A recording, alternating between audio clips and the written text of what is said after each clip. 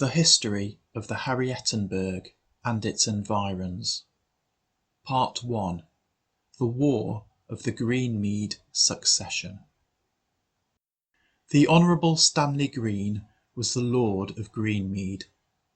The Honourable was an honorific rather than a descriptive title. I have no good reason to believe that he was in reality an honourable man, and there is certain evidence indicating that he was not. However, it is not my purpose here to speak ill of the dead. I do have good reason to believe that he had 2 sons. The elder son was the Honourable Sidney Green, who became Lord of Greenmead in his turn, and married Bettina von Schniffelstadt, the younger daughter of Count Otto von Schniffelstadt. The younger son was Sir Stephen Green, who was knighted by his father for no particular achievement, and married Annabel von Harrieten, the younger daughter of Count Heinrich von Harrieten, and sister of the rather repetitively named Harriet von Harrieten, who became Countess Harriet von Harrieten on the death of her father. Sir Stephen had married well. The von Harrietens were an ancient and powerful family whose family seat was Harrieten Castle, sited above the town of Harrieten, which perched on the lower slopes of the lone mountain named the Harrietenberg.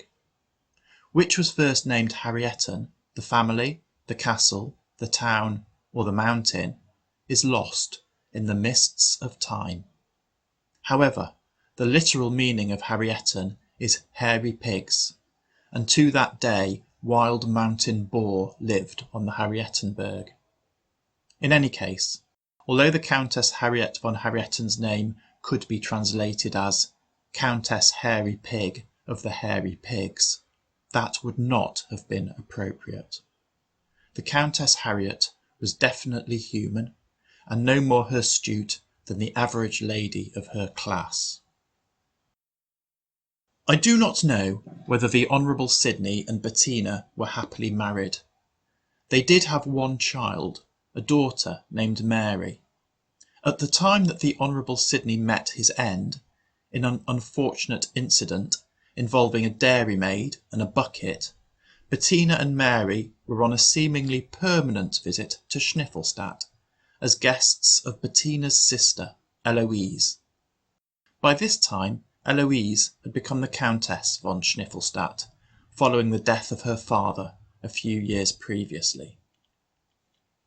The demise of the Honourable Sidney caused some consternation to the inhabitants of the fertile plains of Greenmead, which lay between the forests of Greenwald and the meandering river Schniffel.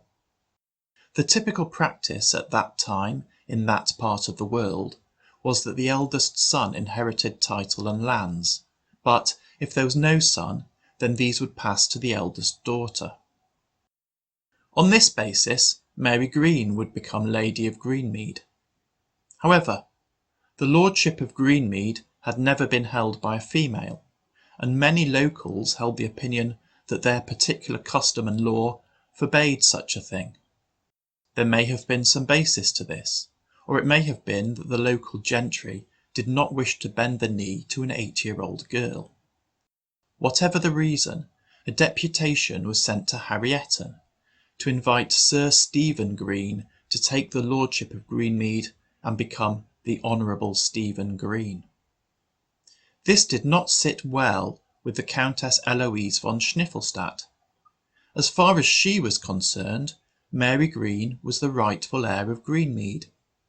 Indeed, in anticipation of this, she had already persuaded Mary to sign a treaty with Schniffelstadt, ceding responsibility for the defence of Greenmead to Schniffelstadt, and providing for a yearly payment to be made by Greenmead to the Schniffelstadt treasury to finance this. Thinking that by doing so she had brought the previously independent territory of Greenmead under her sway, she had restyled herself the Empress Eloise of the Petty States. She thought this had a nice ring to it, and was not prepared to revert to being a plain countess. She therefore prepared her troops to march into Greenmead. Sir Stephen Green was not a particularly dynamic individual. Unlike some of his relatives, he was not an excessively dissipated man. Drinking to excess and dairymaids were of no particular interest to him. He was quite content to eat well and sleep well and potter around Harrietten. He had a placid life and did not want to disturb it by taking on the responsibilities of government. However, his wife Annabel had other ideas. Her sister was a countess, and she quite fancied the idea of being a lady, and the Countess Harriet von Harrietten encouraged her in this aspiration, seeing a fine opportunity to further extend the power base of the von Harriettens. She mustered her troops and made them available to her sister, who told Sir Stephen that he was going to march them into Greenmead and take possession, before his deceased brother's sister-in-law and his niece beat him to it. Now, it has to be said that the armed forces of Harrietten were not particularly numerous. The region had been at peace for many years. The line infantry consisted solely of the Harrietenberg Guard, resplendent in their bright yellow coats, who spent most of their time parading, standing guard, and generally looking ornate. While they referred to themselves as the Golden Guards, everyone else knew them as the Canaries. However, the luminosity of the Canaries was nothing compared to that of the famous Harrietten Light Cavalry, the acclaimed Pink Hussars. This regiment had been founded a few years previously by the dashing Baron Spankowitz, who had immediately awarded himself the rank of colonel. The history of Baron Spankowitz is somewhat vague. Where Spankowitz is, and how the Baron had become Baron of it, is not recorded. While several people claimed to have previously encountered someone closely resembling the Baron prior to his arrival in Harrietten, these meetings were spread over a very wide geographical area, and the people resembling the Baron all had different names. What the Baron's lookalikes did have in common was that they often frequented gaming establishments, and that meeting one of them typically resulted in significant financial loss. Whatever the Baron's antecedents, he had arrived in Harrietten with acceptable letters of introduction, and after a short while he had won the favour of the Countess. How he did this is not altogether clear. Some say that the Countess lost heavily at the card table to the Duc de Soissage, and was saved from financial embarrassment when the Baron in turn won heavily from the Duke, and laid his winnings at her feet. Some say further that the methods used by the Baron to beat the Duke were not entirely within the rules of the game. Some cynical people suggest that rather than laying his winnings at the Countess' feet, the Baron accidentally dropped them there when he fell over while leaving the table. The downright uncharitable suggest that this loss of balance might have been occasioned by the large quantities of schnapps that the Baron had drunk that evening. Whatever the truth may be, it is certain that after that evening the Countess Harriet von Harrietten never again sat at a card table, and that the Baron Spankowitz became the owner of a significant estate near Gappen that had previously belonged to the Countess. Gappen sits on the grassy plains between the Harrietenberg and the rolling hills of the Foldenwalden. The area is famous for its extravagant moustaches and its horses. Raising a regiment of hussars was therefore an obvious way for a gentleman of leisure to pass his time. And every girl loves a soldier, so giving a whole regiment of them to a countess may set her heart a-flutter. The Baron was not a modest man, and despite his lack of any discernible pedigree, he saw no reason why he could not one day win the fair lady and so become the Count von Harrietten. As to why the Baron chose to clothe his regiment in pink tunics, I have heard various stories.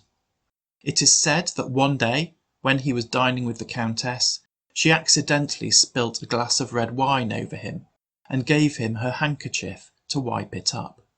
The Baron kept the handkerchief, which had been stained pink by the wine, as a precious reminder of the kindness of the fair Countess, and thereafter pink became his favourite colour.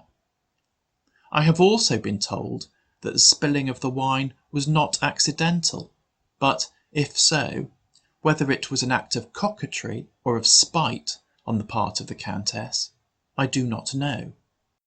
Others have told me that it was not a handkerchief of the Countess that came into the Baron's possession, but a more intimate item of apparel. In any case, with their tight pink tunics and even tighter grey breeches, the Pink Hussars were certainly a fine sight to behold. The final components of the Harrietten armed forces were the 1st and 2nd companies of the Harrietenberg light infantry, commonly referred to as the sharpshooters. These soldiers were recruited from the communities of the Harrietten forest and from the Harrietenberg and the mountains to the southeast. These are wild regions where hunting is the primary source of sustenance for the human population, and, especially in winter, the human population is the primary source of sustenance for the wolves. These men therefore learned how to shoot a musket before they learned to read, although as many of them never learned to read, that is maybe not as impressive as it sounds.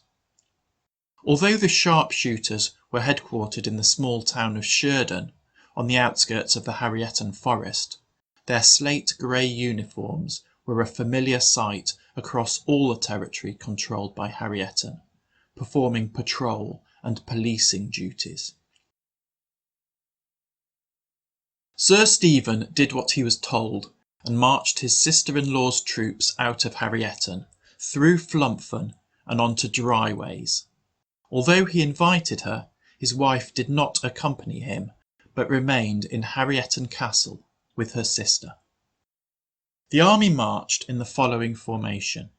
In the van rode the 3 squadrons of the Pink Hussars, led in person by Baron Spankowitz, or, as we should more appropriately refer to him in his military role, Colonel Spankowitz. These were followed by the 1st Company of the Sharpshooters, under the command of Captain Tottenkopf. Bringing up the rear came the Harrietenberg Guard, under the command of Major Beerslopper, as their commanding officer, Colonel Dunkelgelb, was not present. The regimental history has it that the reason for his absence was a significant outbreak of gout. However, I understand that when he was informed that his regiment was to march on Greenmead, Colonel Dunkelgelb exclaimed, "I will do nothing so ridiculous. I have served in this regiment for 50 years without fighting a battle, and I do not intend to start now." He then ventured an opinion that if he was interested in shooting at people, he would have joined the light infantry. The 2nd Company of Light Infantry did not join the expedition, but stayed behind to keep law and order and act as guard to the Countess. Meanwhile, in Schniffelstadt, the Empress Eloise had not been idle. As mentioned previously, she too had been mustering her armed forces. Whatever the fighting abilities of the army of Schniffelstadt, it was certainly less visually striking than that of Harrietten. All the uniforms were blue.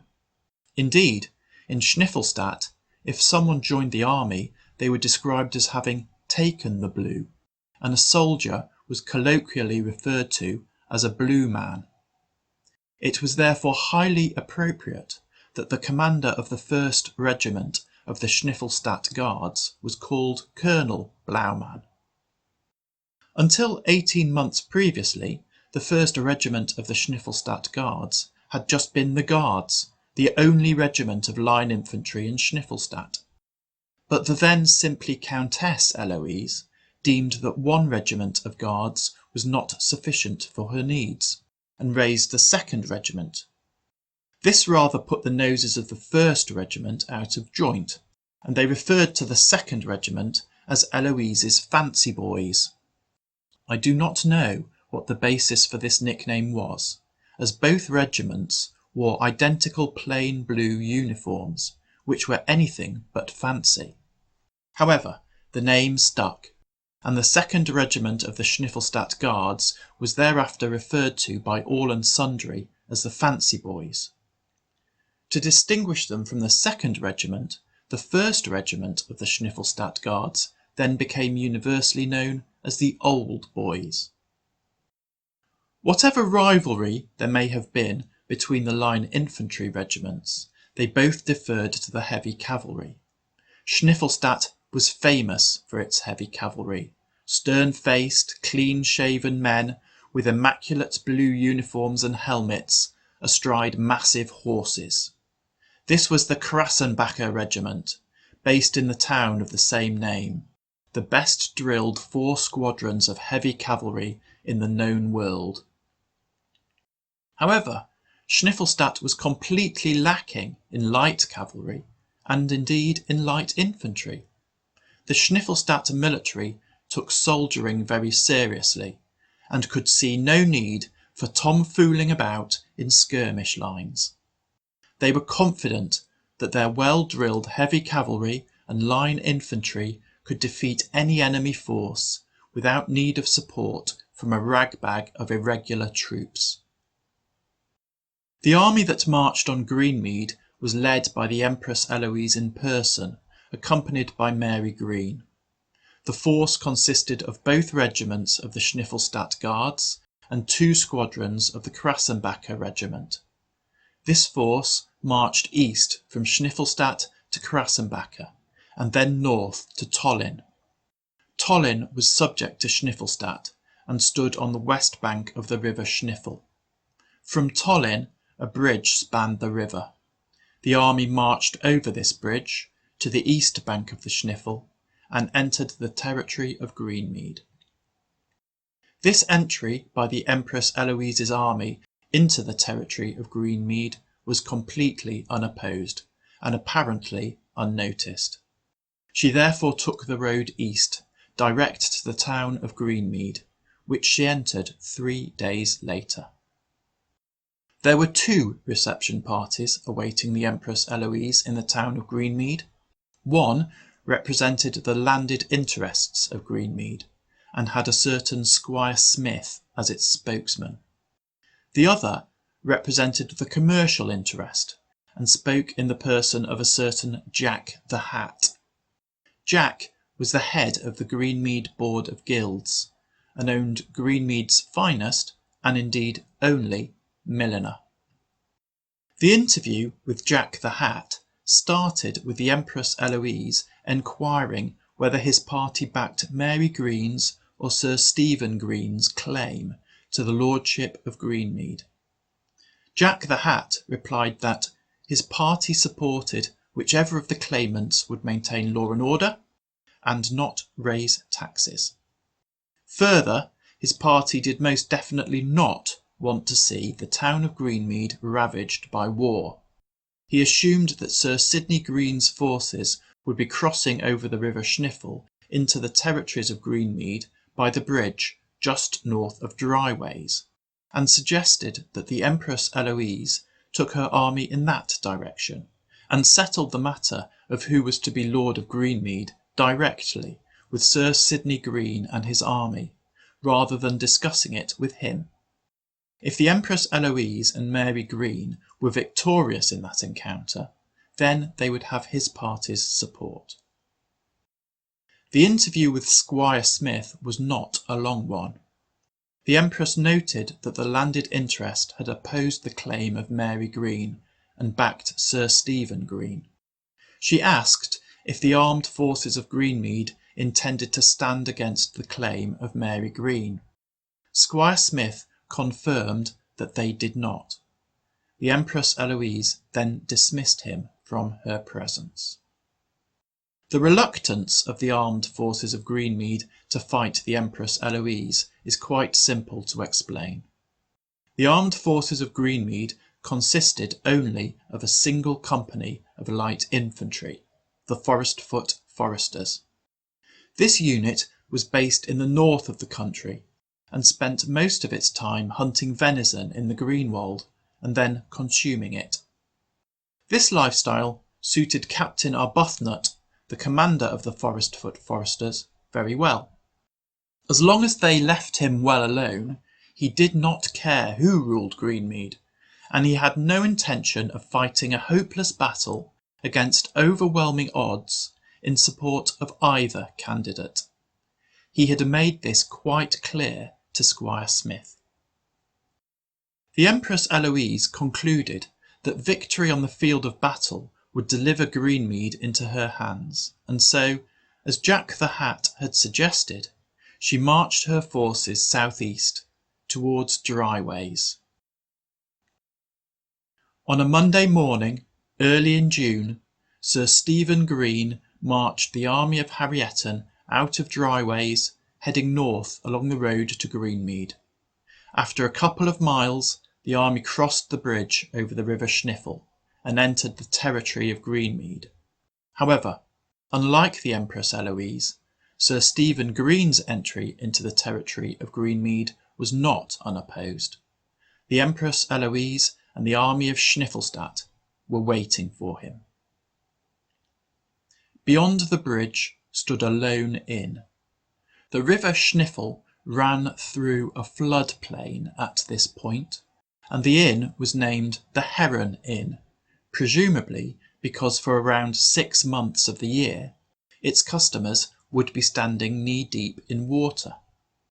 But the spring had not been particularly wet, the river was running relatively low, and the Heron Inn was currently standing on dry land.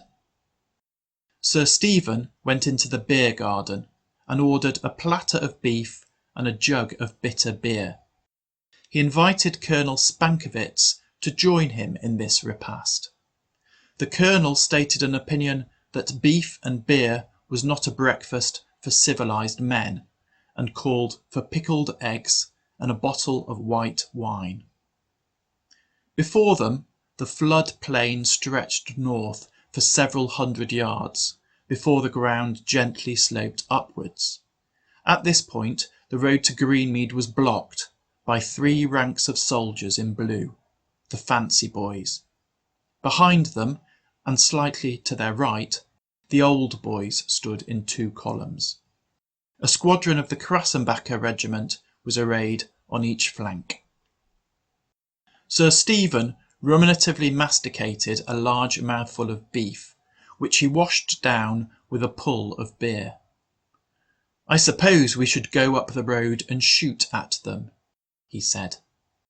The colonel agreed that that was a fine idea for the infantry, but suggested that his valiant pink hussars should be sent on ahead to sweep aside the Schniffelstadt cavalry. Sir Stephen agreed. "Will you go with them?" he asked. Colonel Spankovitz shook his head.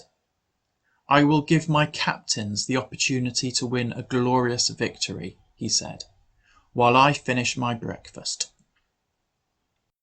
And so it was that the first company of sharpshooters marched up the road in column, followed by the Golden Guards. On the left flank was the first squadron of the Pink Hussars, under the command of Captain Herke, with the second squadron under Captain Toltot to the right. On the spur of the moment, Sir Stephen had decided that the third squadron, under Captain Strudel, should be held in reserve, and had lined them up by the inn. At the top of the slope, the Empress Eloise saw the forces of Harrietten move forward. "Tell the Krassenbachers to sweep that pink rabble into oblivion," she ordered, "and tell the Fancy Boys to advance." Her cavalry trotted forward confidently on the flanks, and in the centre the fancy boys marched down the hill in perfect formation. But the Pink Hussars had not read the script. Captain Herker twirled his moustache, drew his sabre, flourished it above his head, and ordered his bugler to sound the charge. Seeing this, Captain Toltot sighed and shrugged. "My colleague cannot have all the glory for himself," he said, and ordered his squadron to charge in turn. Thus, on both flanks, a squadron of hussars charged into a squadron of heavy cavalry, and, on both flanks, the blue uniformed heavy cavalry were swept away by a pink deluge. Colonel Blaumann had been in a sulk since he had been told that the 2nd Regiment of Schniffelstadt Guards would take the place of honour at the forefront of the battle, with the 1st Regiment, who, as the senior regiment, should have taken that place, being held in reserve. He was itching to get into action. Seeing a squadron of Krassenbackers being annihilated in front of him, he ordered the old boys to march forward to their aid.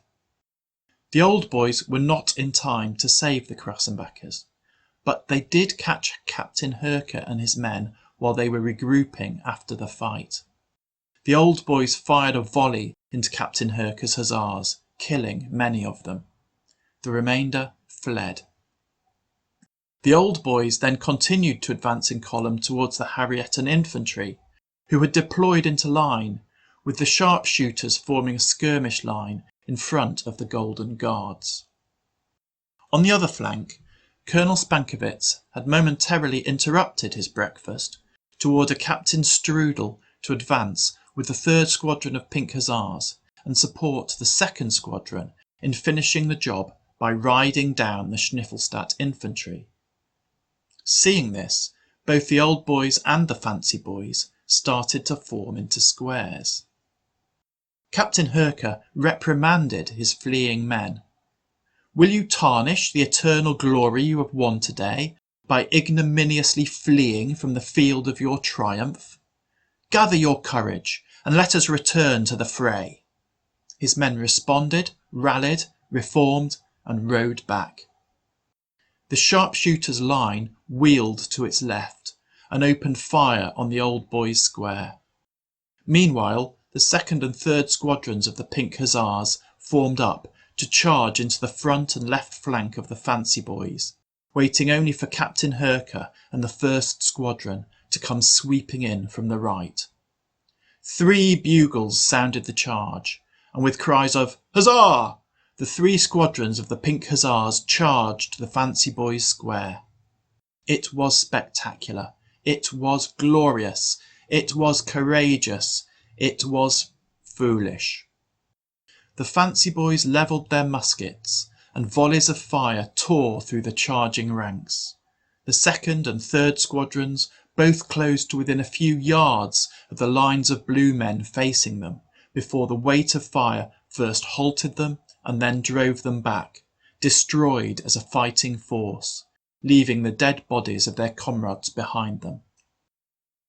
But Captain Herker had run away from Schniffelstadt infantry once today, and he was not going to run again.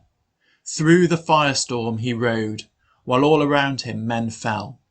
Accompanied by the gallant remnants of the 1st Squadron of the Pink Hussars, he crashed into the right flank of the fancy boys, a few flashing sabres riding into a forest of bayonets. Assuming that the Harrietten cavalry had been eliminated as a significant threat, the old boys redeployed into line to better return the fire of the sharpshooters. But the sharpshooters were well named. They focused their fire on the officers, and on Colonel Blaumann in particular. Down fell the colonel, shot through the side, and the blue ranks wavered. The Empress Eloise of the Petty States had been watching proceedings from her vantage point on the hillside. She spurred her horse and galloped, side saddle, over the battlefield, past the dead and dying, to the old boys' line. Her horse towered over Colonel Blaumann, his head supported by a young ensign. "Colonel," she said, "you have been wounded. Are you in distress?" "Yes," said Colonel Blauman. "I should not have advanced without being ordered to do so." And with that he expired. The Empress Eloise was not the only army commander in motion. Having finished his breakfast, Sir Stephen Green thought he would ride up a bit closer to the action to see what was going on. He inquired whether Colonel Spankovitz wished to accompany him, but the colonel was toasting the valiant sacrifice of the Pink Hussars in Champagne, and declined. Riding up to Major Beerslopper, Sir Stephen inquired why the Canaries were standing around at the back and not getting involved in proceedings. Major Beerslopper asked whether Sir Stephen wanted the Harrietenberg Guard to advance. "As you wish, why not?" was the response. Thus began the final act of the Battle of the Heron Inn. The left flank of the sharpshooters fell back through the advancing Harrietenberg Guard. Step by stately step, the Harrietenberg Guard advanced in 3 perfectly straight ranks to form a firing line directly in front of the old boys. Meanwhile, the right flank of the sharpshooters wheeled to face the fancy boys. Other than the right flank company, which was still engaged with the remnants of Captain Herker's hussars, the fancy boys advanced in turn to exchange fire with the oncoming sharpshooters. Surrounded by thrusting bayonets, Captain Herker and his men were not in a happy position. But, seeing the bulk of the fancy boys move off, Captain Herker saw an opportunity to break away and urged his men to one last effort. In a flurry of rearing horses and whirling sabres, they laid about them, and the flank company of the fancy boys broke and ran, leaving Captain Herker and his men unengaged, posing a direct threat to the rear of the main body of the regiment. Seeing this, Colonel Laderstock of the fancy boys detached another company with instructions to finish off Captain Herker and his hussars, while the remaining companies poured fire into the sharpshooters in front of them, driving them back in disarray. But Captain Herker's blood was up, and he was not going to back down. Even as his attackers fired a volley and advanced, with bayonets menacingly lowered, the bugle sounded, and the defiant Pink Hussars charged again, sending their assailants reeling back. But, gallant though Captain Herker's efforts were, they were in vain. Sitting on her horse, with the lifeless corpse of Colonel Blauman at its feet, the Empress Eloise personally assumed command of her 1st Regiment of Guards and directed volley after volley of musketry into the advancing Harrietenberg Guard. Like corn, the yellow ranks were scythed down, and the last hopes of a Harrieten victory died with them. The shattered remnants of the Harrieten Guard stumbled back the way they had come, back down the road towards Dryways, taking what remained of the sharpshooters with them. Captain Herker saluted the cowering Schniffelstadt guardsmen in front of him, and, followed by his remaining men, in perfect parade ground order, trotted from the field. Thus ended the Battle of the Heron Inn, and thus Mary Green became Lady of Greenmead.